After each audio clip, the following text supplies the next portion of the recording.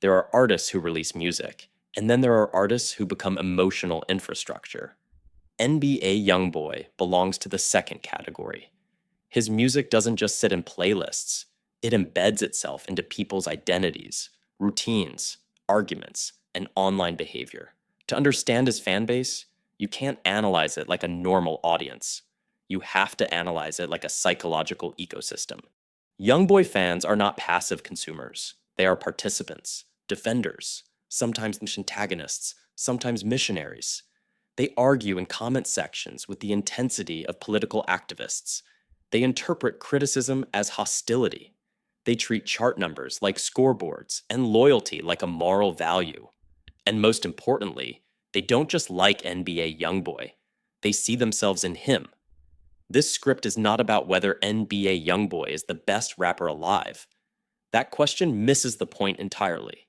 The real question is, why does this fan base behave the way it does? And what does that say about the moment we're living in? To answer that, we need to talk about identity, alienation, masculinity, meme culture, politics, beefs, and the internet's ability to turn music fandom into something that looks suspiciously like a movement. NBA Youngboy fans are a product of pressure. Pressure from institutions, pressure from the internet, pressure from expectations of masculinity, pressure from feeling unseen and disrespected. Youngboy doesn't just make songs, he narrates that pressure in real time. From a psychological standpoint, Youngboy represents three things at once: vulnerability, defiance, and persecution. That combination is extremely powerful. Vulnerability allows emotional identification. Defiance allows empowerment. Persecution allows unity. When those three coexist in one figure, fans don't just listen, they attach. Many Youngboy fans feel like the world is stacked against them. Whether that's true in every case doesn't matter. Psychology doesn't run on objective truth, it runs on perceived reality. When someone feels ignored, underestimated, or boxed in, they are drawn to figures who appear to survive despite constant opposition.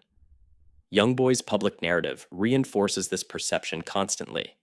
House arrest, legal trouble, industry tension, media criticism, platform restrictions.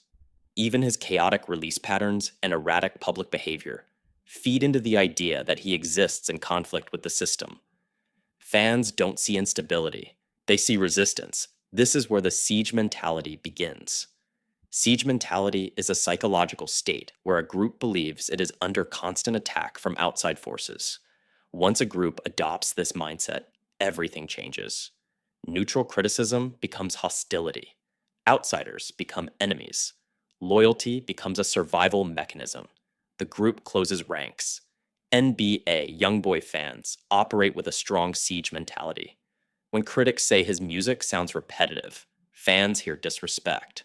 When media outlets minimize his success, fans hear suppression. When other artists throw shots, fans interpret it as proof that Youngboy is feared.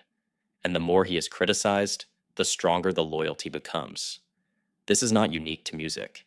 The exact same psychological pattern exists in politics, religion, and online movements, which is why it's impossible to talk about NBA Youngboy fans without eventually talking about Donald Trump, MAGA culture, and the way modern identity groups form online. Donald Trump's most loyal supporters don't primarily defend him because of policy. They defend him because he represents defiance against institutions they distrust. Media criticism strengthens their loyalty. Scandals don't weaken support, they validate it. The more Trump is attacked, the more his supporters believe he must be threatening powerful forces. This dynamic is nearly identical to the way NBA Youngboy fans respond to criticism. When the industry sidelines him, fans don't see failure. They see proof of authenticity. When his music is called unrefined, fans interpret that as honesty. When he's excluded from award conversations, they frame it as bias. The psychology here isn't about left versus right, or rap versus pop. It's about anti-establishment identity. Even the ironic use of words like massa in memes reflects this tension. These jokes aren't endorsements of power. They're sarcastic acknowledgments of control. They're ways of saying, we see the system and we don't respect it. NBA. Youngboy fans thrive in that ironic resistance space. They mock authority while still deeply engaging with it.